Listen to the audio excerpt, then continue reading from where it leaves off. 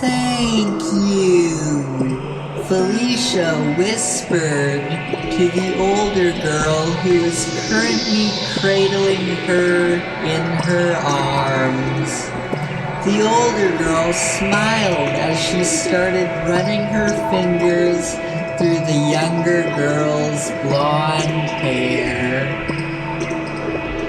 You don't need to thank me, and you don't need to feel embarrassed. Everybody has nightmares, Cyndy said with a soft voice, before giving the girl a reassuring smile which she hoped would calm her down enough for her to fall asleep. Yes, but most girls don't wet the bed after they have a bad dream, Felicia said, before turning her head away from the older girl as if to hide the expression on her face. And most teenage girls don't ask someone they've just met to read them a children's story before they go to bed, Felicia said as a small tear started to slide down her face, which appeared to shimmer after being bathed in the light of the moon coming from the open window in Cyndy's bedroom. The older girl only smiled and started to gently rock the shy blonde-haired girl who still remained in her arms. If it makes you feel any better, Lucy had a nightmare just last night and immediately sought me out to comfort her, Cyndy whispered to the young blonde teenager.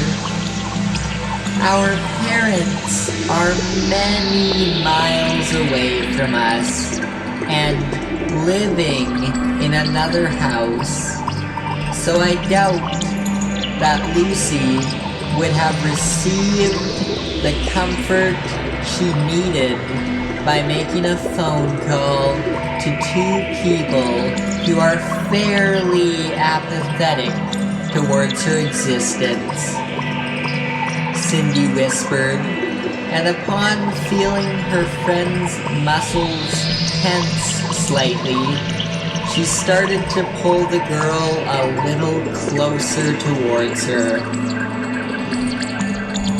I suspect that you have a similar home life, Cyndy said, before chuckling slightly as her eyes wandered around her lavish bedroom. Minus the separate homes and large amount of wealth, of course, Cyndy chuckled. And a similar sound was heard from Felicia before her tiny display of humor was replaced with a misty-eyed expression and a sob as she instinctively wrapped her arms around her newfound friend and started to cry on her shoulder. Cyndy started rubbing her hands along her back in an attempt to soothe the blonde-haired girl who was currently sharing her bed.